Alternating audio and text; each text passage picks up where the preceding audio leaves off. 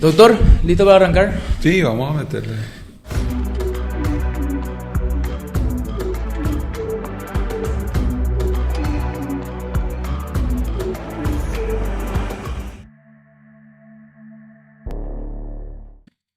Estamos en los meses previos a las elecciones internas primero y después a las elecciones municipales en Paraguay, en las que más de 260 municipios van a elegir a sus autoridades. En este espacio, que ya tiene 5 años de existencia, hemos tratado de dar siempre lugar a quienes quieren ocupar cargos públicos y a quienes aceptan conversar con nosotros. Y por eso quisimos hablar hoy con una figura que es una figura muy destacada dentro del Partido Liberal Radical Auténtico, el doctor César Mesa Bría, quien ocupó durante 2 periodos la Intendencia Municipal de Luque y se puede decir que es uno de los pocos jefes comunales de municipios del Departamento Central que dejó el cargo sin mayores escándalos, sin mayores cuestionamientos, sino que dejó porque había cumplido su mandato. El doctor Mesa hoy aspira a un nuevo periodo al frente de la Municipalidad de Luque y en esta entrevista nos cuenta que algo que creció en un promedio del 25% anual, como eran los ingresos municipales de Luque, se estancaron y en casi 10 años, o en realidad en una década, crecieron lo que antes crecían anualmente. Y eso no condice con la realidad de Luque, que es una de las ciudades que más ha crecido en el Departamento Central por las inversiones inmobiliarias, por las inversiones privadas, porque hoy es uno de los lugares donde se han enfocado grandes edificios de departamento, barrios cerrados, hay hasta shoppings, es el lugar donde se asienta el aeropuerto, por lo tanto el punto de acceso a Paraguay.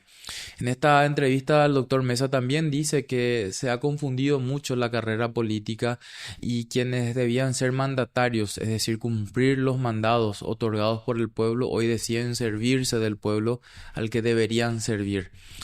En una interesante entrevista nos cuenta su perspectiva sobre la situación del Partido Liberal, sobre qué debería ser la nucleación centenaria para convertirse en una verdadera opción de cambio en Paraguay y no convertirse en una réplica de su tradicional opositor, el Partido Colorado. Así que en esta edición de Sin Filtro, el doctor César Mesa Bría.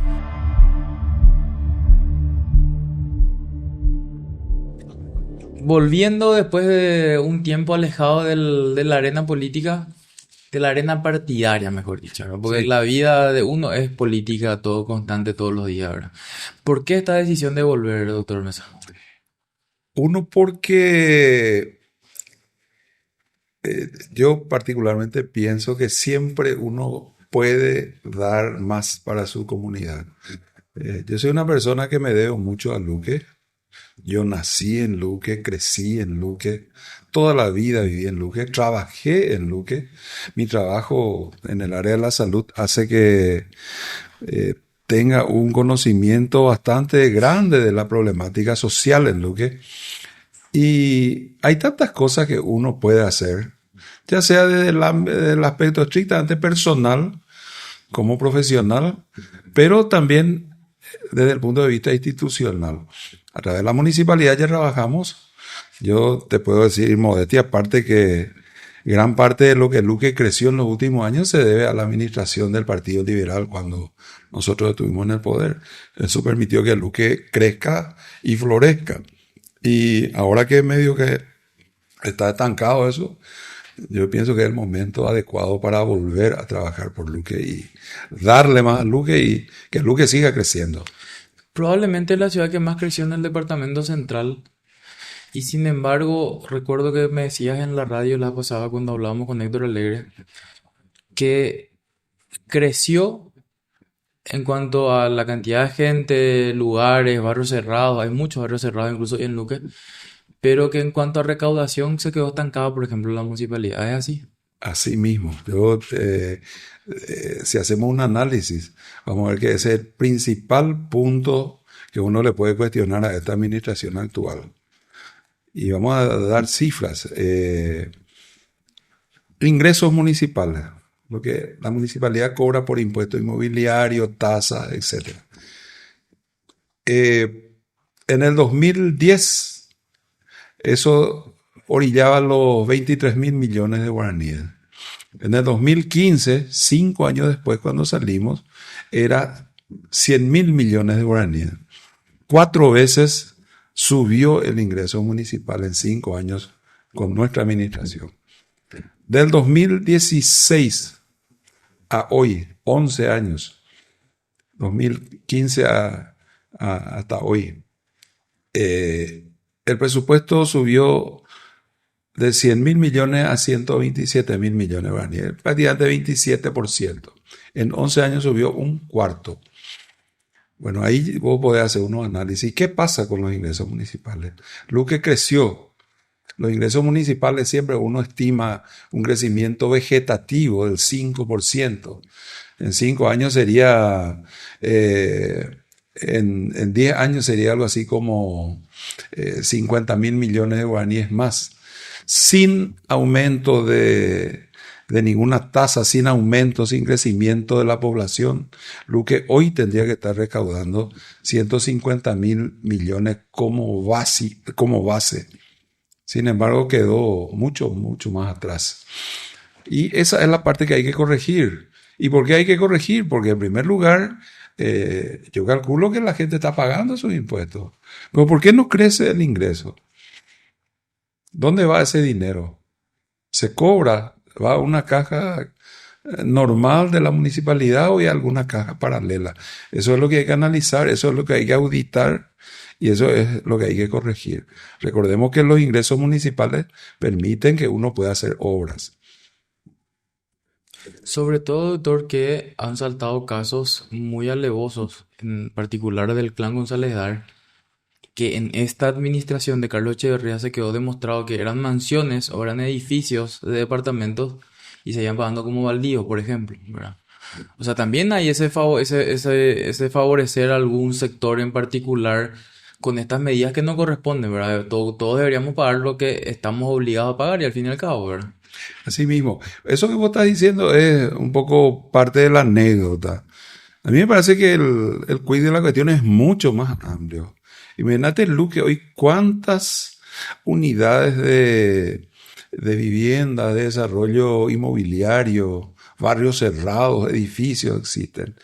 Es increíble de que nosotros no podamos ir más allá del 20-25% de crecimiento en cuanto a ingresos municipales. Eso debería haberse disparado.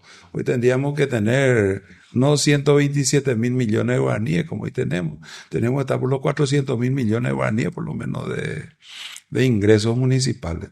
De hecho, que eso que vos citaste de edificios o casas grandes que pagan como baldíos, es cierto, una realidad que se produce, pero yo te diría que hasta que no pasa de lo anecdótico. O sea, acá es algo mucho más grosso, más grande.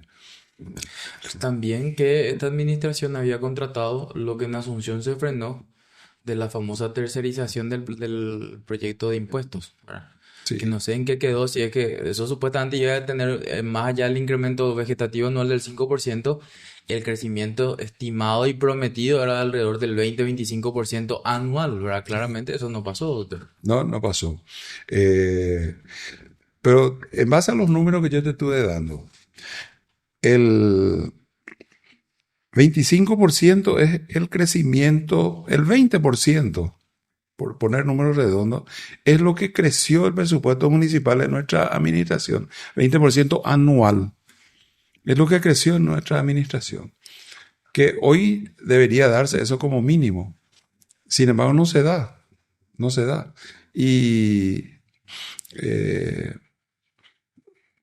hay que corregir definitivamente. Lo que uno tiene que hacer es entrar y sanear la administración, transparentar la administración y por supuesto eso va a llevar a una corrección de eso. Yo insisto con esta cuestión de los ingresos municipales porque eso es lo que hace que la municipalidad es lo que puede hacer obras.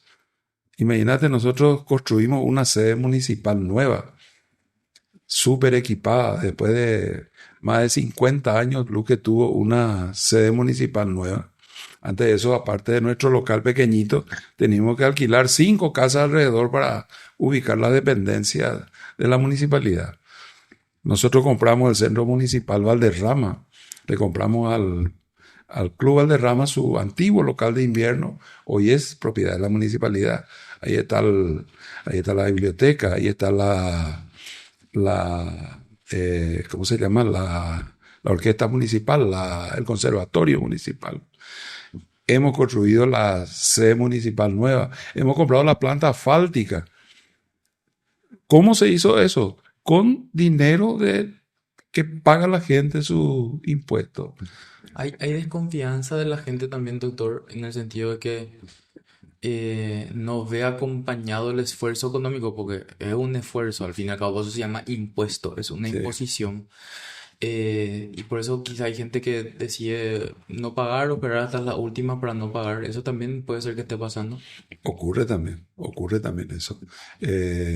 Generalmente, en el último año de gestión de una administración municipal, los ingresos por impuestos inmobiliarios generalmente caen.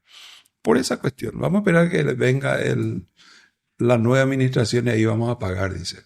Y yo creo que como nunca hoy se está dando eso este año. ¿Cómo se renueva esa confianza de la gente entonces? ¿Cuál pensás que es la clave así inmediata? Porque hay procesos que van a ser de mediano y largo plazo, probablemente Sí. todo lo que estás hablando ahora. Pero lo primero que vos pensás que tenés que hacer en caso de llegar a la oficina otra vez. Y necesariamente reacomodar totalmente todo lo que sea sistemas, sistema informático, sistema operativo, el manual, volver a echar mano al manual de procedimiento, porque tiene la municipalidad un manual de procedimiento que hoy posiblemente no se maneje. Nosotros teníamos un sistema que un expediente, sea de lo que sea, de terreno, de impuestos, de obra, no podía estar más de 3 meses en la municipalidad. Tenía que tener Una resolución. una resolución. Eso no ocurre hoy. Habrá expedientes que están ahí guardados por años, estarán cajoneados. ¿Por qué eso? Porque el funcionario está esperando algún premio, alguna coima para mover ese expediente. Y el que no está apurado, deja allí. Nosotros, de entrar ahí en la municipalidad, tenemos que mover lo más rápido posible todos los expedientes y a dar una señal clara de que los ingresos municipales están siendo bien utilizados. Desde el primer momento uno tiene que tener un informe de cuánto entra en impuesto inmobiliario, de cuánto entra en ingresos por cobro de tasas, servicios, etc. Y eso es información pública. No es que yo tengo que hacerlo porque yo soy yo. Tengo que hacerlo porque el intendente está obligado a hacerlo. Uno tiene que tener en la página de la municipalidad los ingresos diarios, los gastos diarios, una suerte de balance permanente. Y eso tiene que reflejar el movimiento real de lo que es la municipalidad. Vos no podés decir, nosotros de 100 pasamos a 127 en 11 años. Posiblemente el 99% de la gente no va a decir nada, pero va a decir, ¿cómo? ¿Cómo antes entraba mucho más? ¿Cómo antes crecía mucho más el ingreso municipal? Y ahora en 11 años creció 27%. No tiene lógica. Bueno, eso es lo que hay que cambiar de entrada, Juanqui. Transparentar y dar una señal clara de que hay ingresos municipales y que esos ingresos municipales llegan a las arcas municipales. Y por supuesto que eso se traduzca también en obras.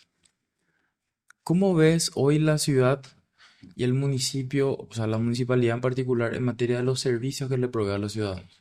Recolección, aseo urbano, todos los servicios que debería proveer la municipalidad de Lugo. La recolección es un servicio tercerizado,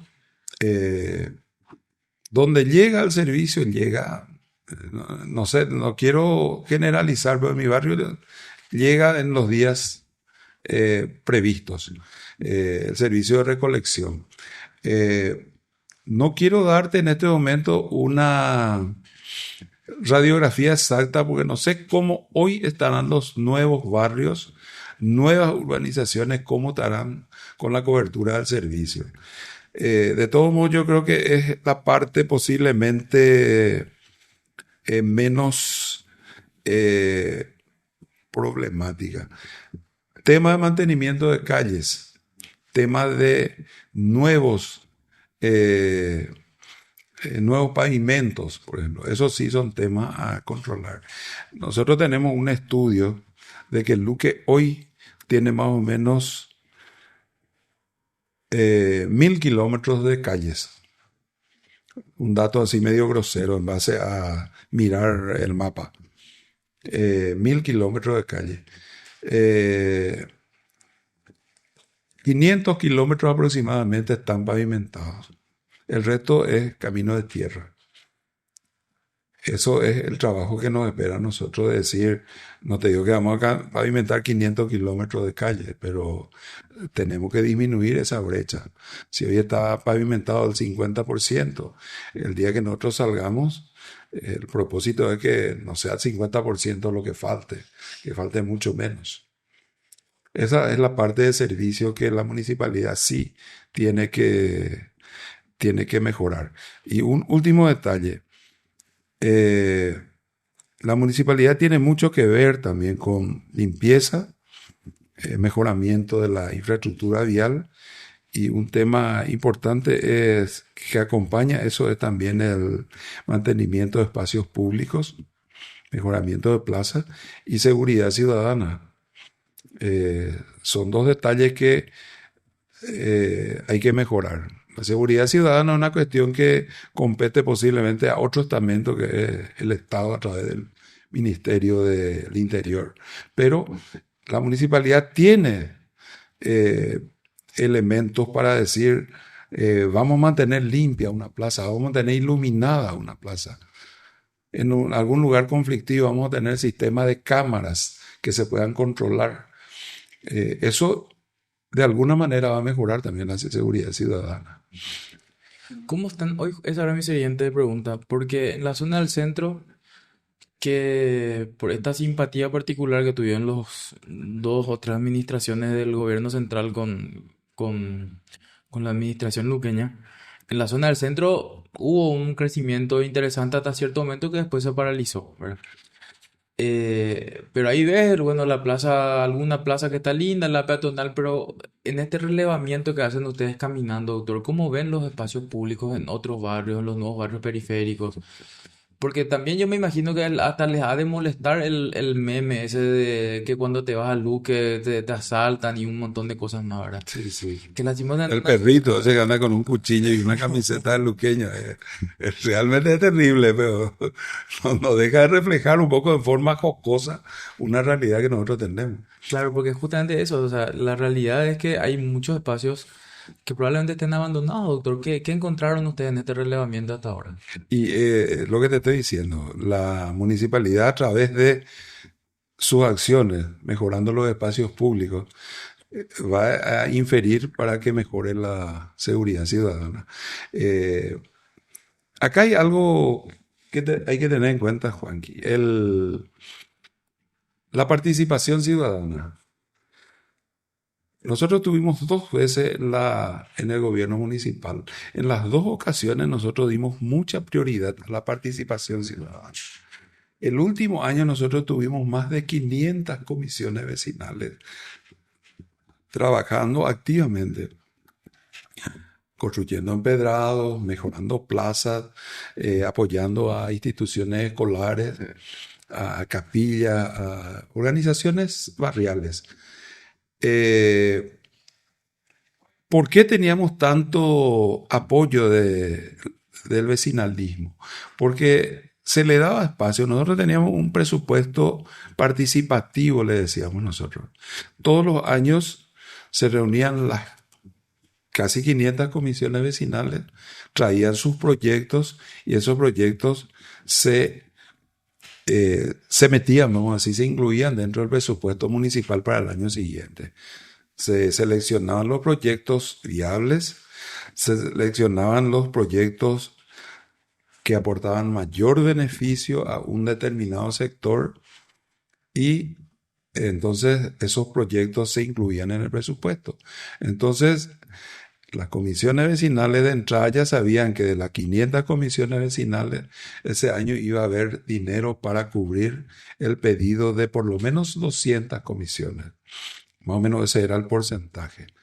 Entonces, esas comisiones que ya sabían de que su presupuesto estaba incluido en el presupuesto, en el gasto de la municipalidad, estaban tranquilos porque se cumplía con ellos. Y aquellas comisiones cuyo presupuesto no entró por algún motivo, se quedaban tranquilos también en el sentido que ese año no iban a recibir apoyo, pero con la expectativa de que al año siguiente sí iban a entrar la mayoría de ellas en el presupuesto. Y eso fue la constante. La participación ciudadana hace que rinda más el dinero público, que sea más claro el manejo del dinero público y que la gente entienda de dónde va el dinero que ellos pagan a través de sus impuestos. Si tuvieras que, a partir de la transparencia que me está diciendo y la participación ciudadana, ¿cuáles serían tus siguientes 3 puntos claves en caso de llegar a la municipalidad de Luque otra vez otra? Justamente eso, ya te dije, lo primero que hay que hacer es transparentar la administración eh, por el mecanismo que corresponda. Segundo lugar, activar otra vez el vecinalismo. Por eso que te estoy diciendo. El vecinalismo hace que la gente vea el uso que se le da a su dinero, que vea cómo se está usando el dinero que ellos pagan y eso hace que crezca un barrio. Y por último, fortalecer un poco la institución también en un aspecto que es muy especial para el luqueño, la parte cultural, la parte artística, una cuestión. Recordemos que nosotros en la primera gestión que nos cupo actuar, habíamos comprado el predio del Centro Valderrama para hacer el Departamento de Cultura, Biblioteca y Conservatorio de Música. En la segunda etapa, nosotros le dimos amplio impulso a eso y nuestro deseo fue poder también hacer un teatro, cosa que no se dio porque primero estaba el edificio municipal que concluimos. Yo creo que el teatro es un proyecto que está vamos a decir, en la cartera de compromisos que nosotros deberíamos emprender. Mejorar la administración, trabajar con los vecinos para que Luque crezca y apoyar la parte cultural. Quiero ir un poco a la situación del Partido Liberal, porque considero que sos uno de los referentes más importantes del Departamento Central. Y no es porque vos te acá delante de mí, esto lo dijimos también en la radio con los colegas y demás. Y es algo que está, es probo, digamos.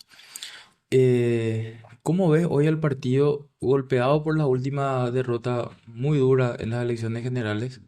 Y sobre todo, doctor, que yo le decía un poco a Agustín Sayer en este mismo espacio, que es uno de los rostros relativamente nuevos, digamos, que viene de una familia muy tradicional, que yo noto que el Partido Colorado ha conseguido renovar su oferta electoral sin hablar de la calidad de ellos. Pues. Tengo un Hernán Rivas y otros varios delincuentes más, pero han sido rostros nuevos, ¿verdad?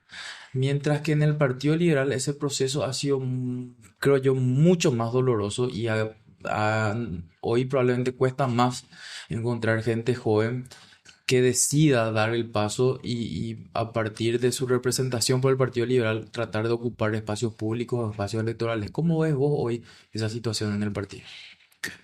La política en general en nuestro país decayó mucho en cuanto a la capacidad intelectual, en primer lugar, y moral también de nuestros políticos, especialmente la parte moral. Eso le es aplicable a todos los partidos. El Partido Colorado posiblemente por clientelismo, por edendarismo, hace atractivo para un sector amplio de la población, especialmente para el joven, que necesita estudiar, que necesita trabajar.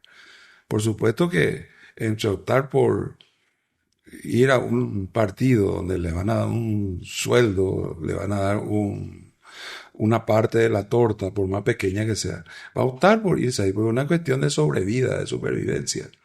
El Partido Liberal hoy no le ofrece eso. Eh, y por sobre todo, no hay una cultura de apego hacia lo intelectual, hacia el desarrollo moral. Nosotros, los paraguayos, no somos muy afines a decir, vamos a crecer todos juntos, vamos a cooperar para crecer todos juntos. Sino, voy a llegar acá para hacer ahí un espacio y tener con mi clientela política, tener ese espacio asegurado. Lo que decía Pepito Morinho de la lógica del Orecuete, decía. Exactamente, así mismo.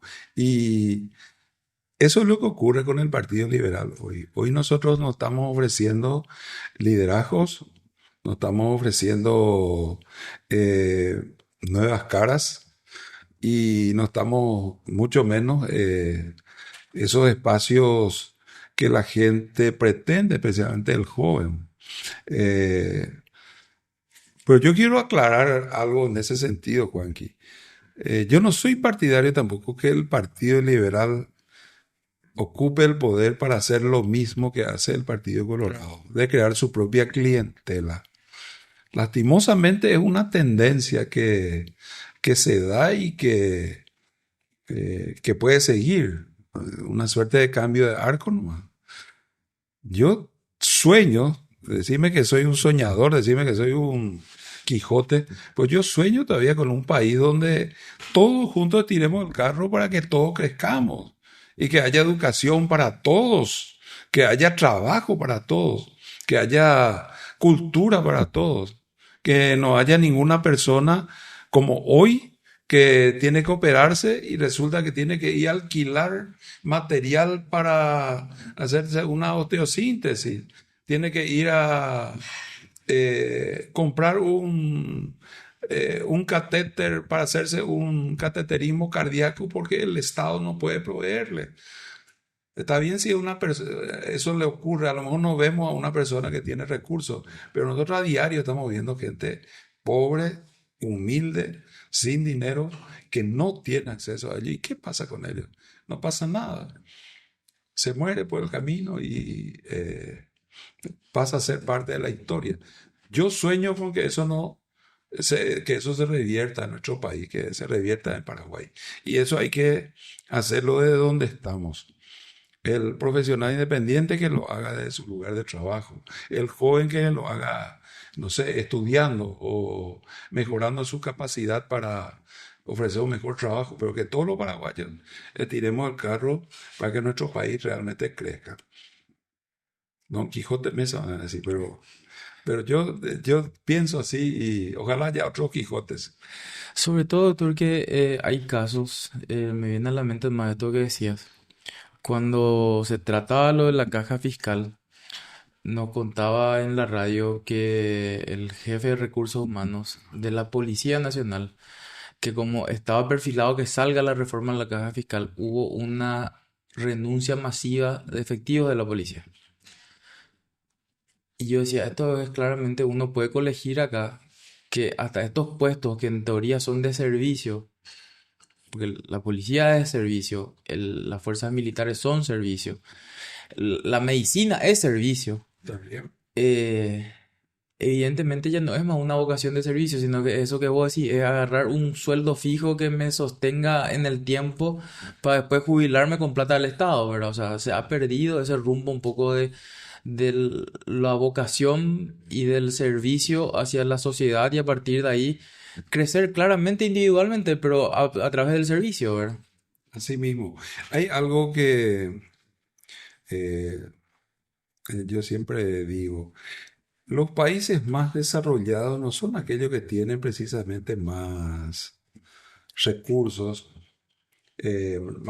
naturales, como, no sé, por decirte Japón, por ejemplo. Japón es un país pequeñito. ¿Qué recursos naturales puede tener ahí con tantos millones de habitantes? O países con muchos recursos como puede ser los Estados Unidos, pues, porque tiene minería, tiene petróleo, etcétera. No depende tampoco de la cantidad de habitantes, o si no, La India es el país que más habitantes tiene en el mundo, sería número uno en economía. Los países que más se desarrollan son aquellos que más están apegados a las leyes y las costumbres de cada país. El país que cumple con las leyes, los países más desarrollados en ese aspecto, son los que más también se desarrollan social y económicamente. Eh, Eso tiene que darse en nuestro país, que todos los paraguayos estemos sometidos de la misma manera a las leyes, que no haya leyes para el pueblo y leyes para los jerarcas. La ley tiene que ser igual para todos y todos tenemos que cumplir. Y paguemos el porcentaje de impuestos que nos corresponde a cada uno. Eh, Cumplamos con todas las leyes. Yo digo que cumplir las leyes va desde tirar la basura en el basurero hasta cosas mucho más grandes. Ahí no tenemos que empezar. Nosotros los paraguayos comemos un caramelo y al paso nomás ya tiramos ahí en la calle nuestra cascarita de caramelo o latita de gaseosa, por no decir de cerveza, ahí por la calle. De ahí lo tenemos que empezar. Cumplir con las leyes. Si la ley es igual para todos, el país va a funcionar, va a ir mejorando. ¿Qué tan importante es para que el Partido Liberal recupere este estatus de partido de oposición realmente, por una posición intelectual, como Cecilio Báez, como Eligio Ayala, como Eusebio Ayala, como tantos otros, que se empiece a sanear también y que ya no se tolere, no quiero ni dar nombres a otros, no hace falta, pero que no se tolere personas que con sus votos o con su actuar estén apañando actos de corrupción. ¿Qué tan importante es que el propio Partido Liberal diga vamos a sanear nosotros nuestra fila para hacer realmente una oferta de renovación y de algo diferente para la ciudadanía? Y eso es básico, Juanqui. Acá no es una cuestión de tendencia política, sino de decir lo que te estoy diciendo, cumplir con las leyes. Saneemos nuestro partido, saneemos nuestro grupo en nuestra ciudad, saneemos nuestra ciudad, saneemos el partido a nivel nacional.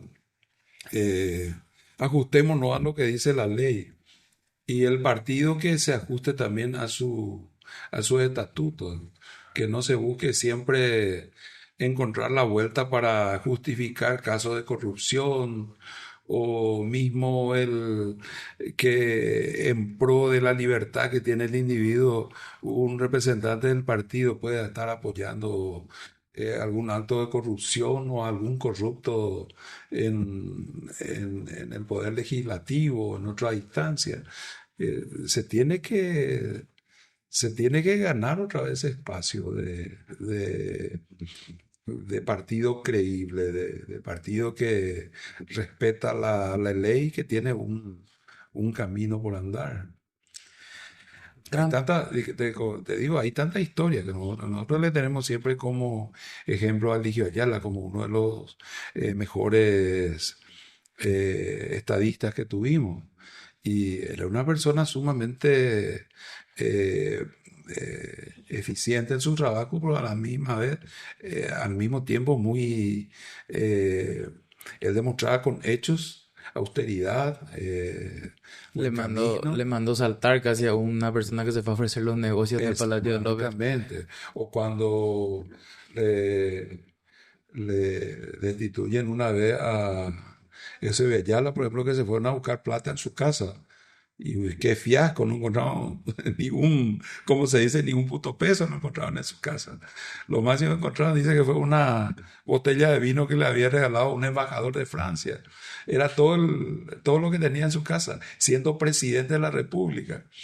Hoy el presidente de la República, desde hace años, es una persona millonaria. Y si vos haces un poquito un reconto de todo, posiblemente relacionado con alguna forma de negocio turbio detrás. Narcotráfico, contrabando, eh, negocios turbios a través de licitaciones, lo que sea. Bueno, eso no se daba en aquella época. Eh, yo no estoy con eso que dice la gente Eh, Eso hasta políticamente a mí me puede ir mal, en el sentido de que mucha gente puede dejar de apoyarme. No existe eso de que eimeramos la poder pena uimiar a la plata. Ya por las cosas, pero uimiar la plata ya por las cosas. No, no existe eso. El único, eh, el único acuerdo que tiene que tener un mandatario es el que cumple los mandados, Claro. no el que manda, mandatario es el que cumple los mandados. El único compromiso que tiene que tener un mandatario es trabajar por la comunidad y eh, responder a la confianza que le dio el pueblo que lo eligió para administrar su ciudad o su país. Ese es el único compromiso que tiene que haber. No puede, ya tiene para eso un salario, ya tiene para eso posiblemente algún privilegio, pero de ninguna manera está autorizado a tocar un solo guaraní de dinero público. Se ha perdido un poco el rumbo en el concepto ese de que el, el intendente, el concejal, el director, el senador, el diputado, el presidente de la República son servidores públicos, doctor. Sí, hoy no existe. Y la propia gente entiende que el famoso fulano con a minito tuisha o manda. No está en la conciencia de la gente de que todas esas personas que ocupan espacios públicos están ahí por un compromiso que asumieron del trabajo. No es que están mandando. Hasta el concepto de mandatario pues, acá se maneja mal. Mandatario es el ordenanza, El que hace el mandado. el que hace el mandado. Y a vos te contrató el pueblo para ser el mandadero de que hace el trabajo de administrar tu ciudad o tu país o tu departamento. Y tenés que cumplir con eso. Y si haces mal, bueno, están las leyes tienen que castigar para eso, no importa lo que sea. No sos un, una persona que eh, entraste en el fiasco, trae un título falso y después salís porque te dan permiso. No, no, no es el caso. O te condenan a no sé cuántos años de cárcel por tráfico de influencia y salí de permiso porque vos sos senador de tal o cual facción. Eso es lo que está mal, eso es lo que nos lleva mal. Lleva a la gente a desconfiar de todos los políticos, de todos los políticos. Si llegas a la municipalidad de vuelta, vas a hacer una administración de puertas abiertas, de recibirle a la gente, de salir a las calles. ¿Cómo va a ser la administración de... Va a ser igual de lo que hicimos antes. A lo mejor vamos a hacer el trabajo de mejorar esa atención. Yo tuve dos veces en la municipalidad. Siempre trabajamos a puertas abiertas, siempre tuvimos una exposición permanente de nuestras finanzas. Eh, y eso no va a ser diferente hoy. Va a ser igual y si hay posibilidad de mejorar esa relación con la comunidad, vamos a hacerlo. Transparencia, participación, seguridad? ¿Qué me falta de tu eje principal? Eh, Eso tiene que ir acompañado de honestidad. Honestidad. Si no hay honestidad, ahí lo que uno quiere es tapar lo que está haciendo mal. Nosotros siempre trabajamos a puertas abiertas y eh, te cuento una anécdota también, antes para terminar. En algún momento allá por el año, a mitad más o menos de nuestra última gestión, se hizo un plan piloto. El plan piloto pues, es para hacer algo que después no se va a seguir. eh, Donde Luque fue la primera municipalidad que se sumó y la que cumplió fielmente el tema. Había una interconexión de los ingresos municipales con el Ministerio de Hacienda.